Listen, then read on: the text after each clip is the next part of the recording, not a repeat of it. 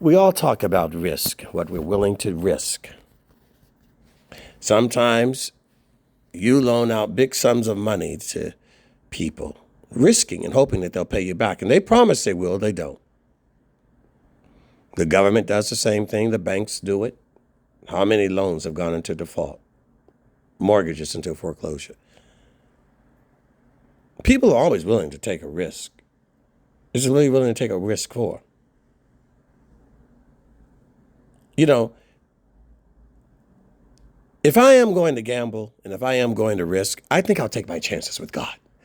Joshua said it best. He goes, listen, if serving Baal and Hail and everything else in between that you can tell, listen, go be my guest, be my guest. Ask for me. I think I'll take my chances with God. Now, you're going with him or you're going with me?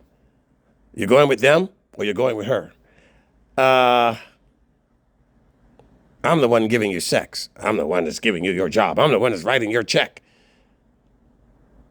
I think I'll take my chances with him. Yeah, I'm going to go over there with them. Do you realize? Yeah, I know what you're promising and I know what you can do, but I know who you are and I know the end result of what you produce. So that one may not be as pretty, may not be as strong, may not be as rich, may not be as famous, but I'll tell you what that one is. That's an honest person who has God at the center of their life. I'll take my chances with them. Well, he's not perfect. No, he's not, but he's a lot better than you. You know what? Yeah, I know. But where he does stand for God is more important to me than where he doesn't. That man stands with more of what truth is than you do. So why would I go with you?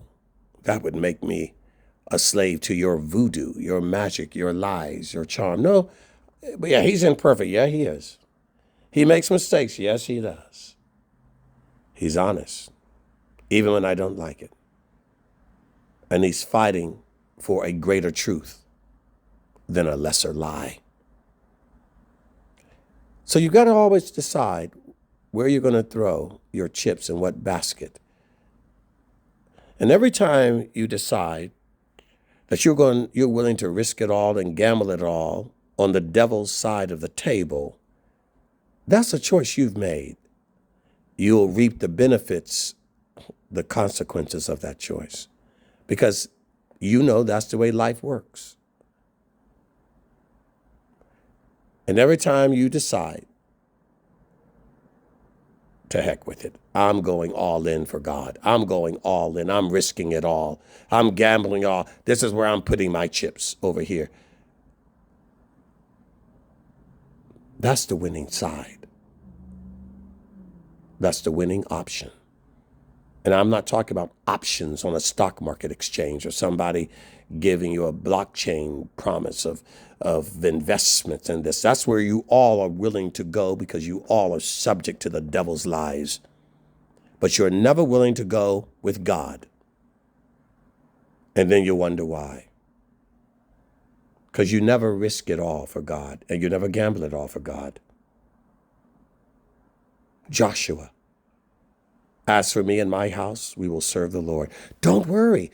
If that's what floats your boat, go your way and be your guest. But you got to understand that when you are living in rebellion and in wickedness, why would you trust your decisions? That's called pride. A man that knows he's sick in the mind or sick in the heart and still trusts himself, that's called pride.